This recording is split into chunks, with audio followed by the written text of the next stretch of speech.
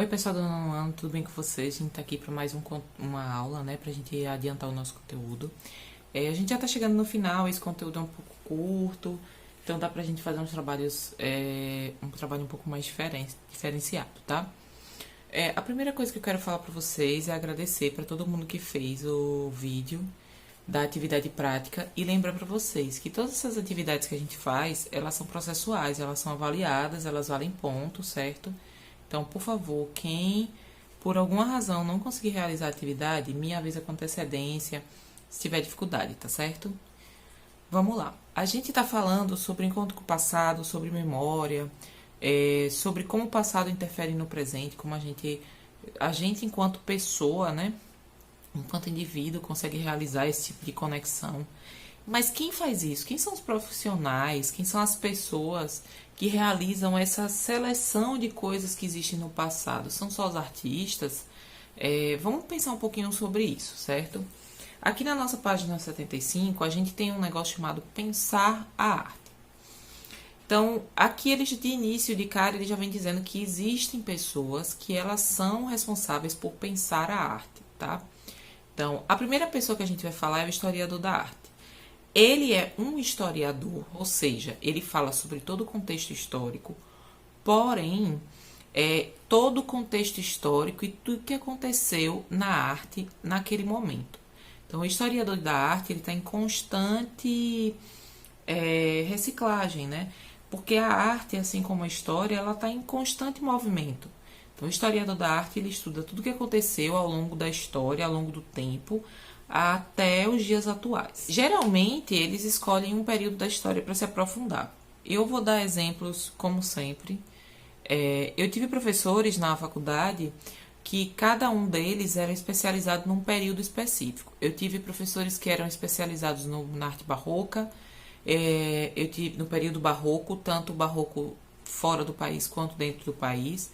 Alguns deles especializados só no barroco brasileiro. Eu tive uma professora que ela era especializada em arte indígena, então ela fazia todo um apanhado antropológico.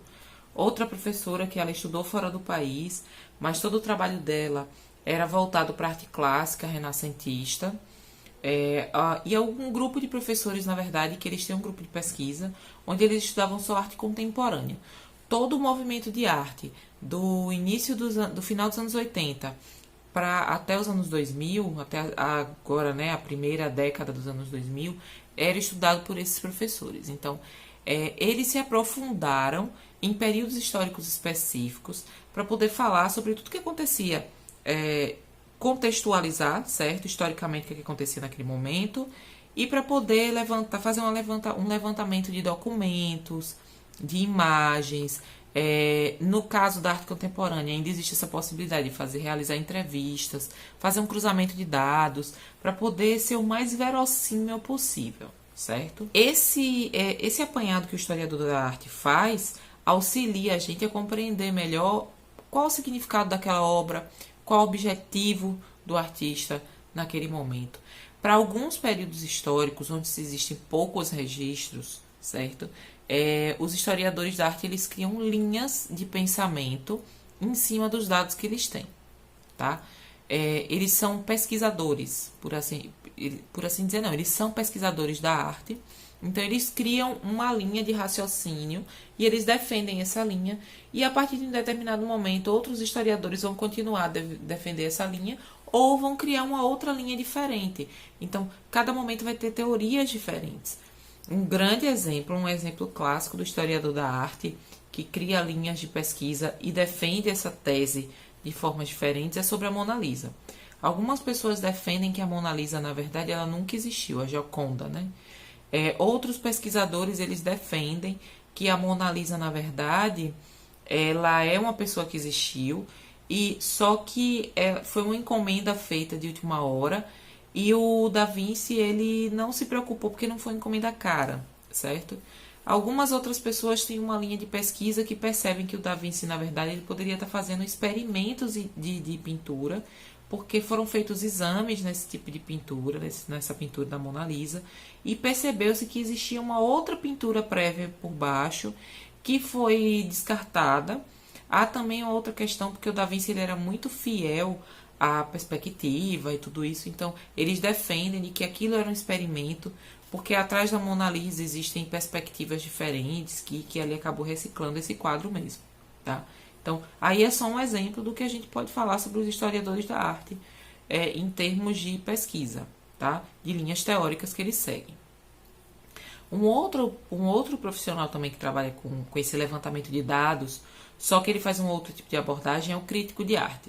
O crítico de arte ele vai agir no momento que a arte acontece, então ele vai fazer uma avaliação do impacto que aquela obra tem. Óbvio, ele tem que estudar sobre a história da arte, ele tem que conhecer sobre movimentos artísticos, ele tem que conhecer o mínimo sobre o artista que ele vai fazer a crítica, ele tem que entender qual o contexto histórico, cultural, social que a gente está envolvido. Portanto, ele precisa estudar muito. Então, ele é um profissional que eu diria que ele é importante, mas a gente tem que ter cuidado. Porque o crítico de arte, apesar dele levar em consideração tudo que ele estuda, existe um pouco da sua opinião pessoal. Então, seus valores, seus dogmas, eles vão estar presentes na sua crítica.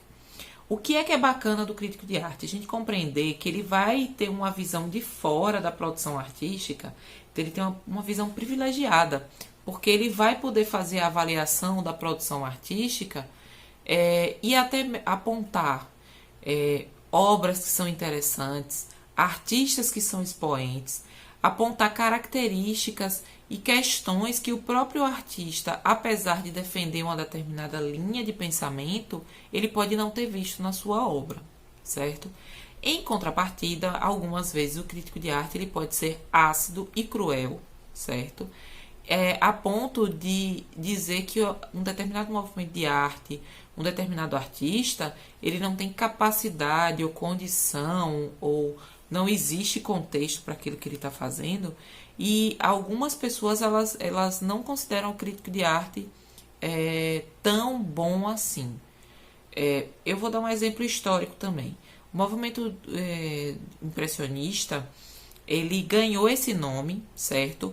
Porque foi uma comparação jocosa, uma comparação que eles fizeram de forma sutil, certo? Dizendo que os artistas eles não tinham qualidade de trabalho e que eles pintavam apenas uma impressão do que eles viam no mundo.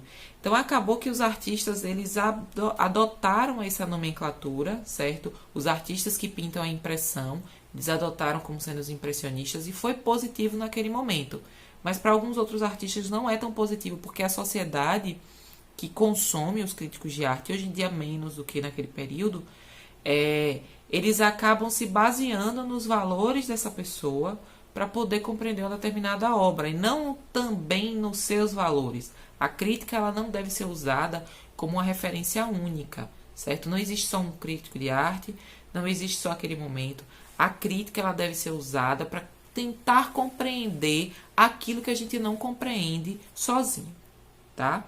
Tem uma outra questãozinha sobre o crítico de arte, é que algumas vezes, como a arte ela não necessariamente é acessível a todo mundo, a gente tem que lembrar que vocês estudam arte, mas nem toda manifestação artística ela é projetada, produzida, pensada para as pessoas leigas.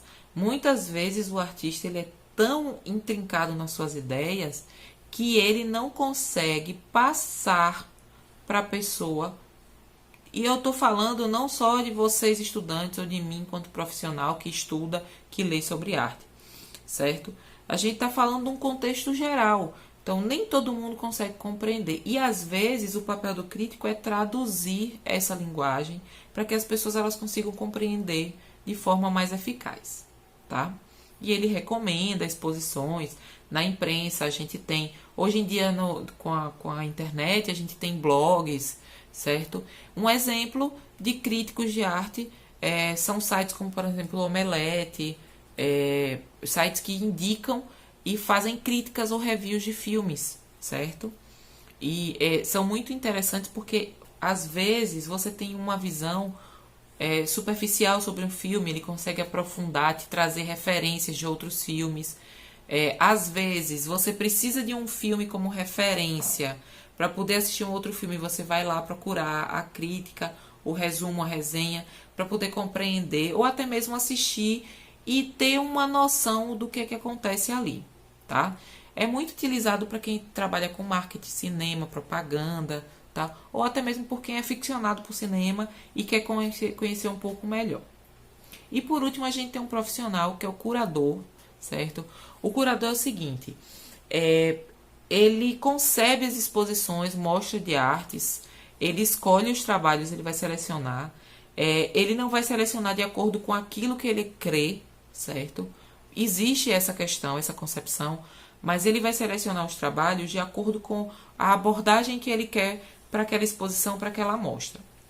Geralmente, uma exposição individual, o artista ele leva o catálogo, certo, da proposta dele, e o curador ele vai selecionar as obras que vão para aquela exposição. Em outros momentos, o curador ele vai garimpar. O que ele vai fazer? Ele vai pegar uma determinada temática, ele vai até os locais que tem os trabalhos, ele vai selecionar esses trabalhos e vai levar para um outro espaço. Fazendo assim uma trajetória, certo? Sugerir um caminho e até mesmo mostrar a trajetória artística de um determinado artista que a gente não conhecia ou que a gente já conhece, mas a gente não concebe que ele teve aquele tipo de momento, tá? O curador, ele não faz isso só com arte visual. Ele pode fazer isso com música. Então, ele pode ser um curador musical. Ele pode selecionar artistas para fazer uma amostra de música. Evento musical, certo? Como um festival. Ele pode selecionar obras antigas e fazer um apanhado das obras daquele artista. Ou até mesmo fazer uma produção de um álbum para ser lançado, para que as pessoas conheçam aquele artista. Agora, tem uma questão.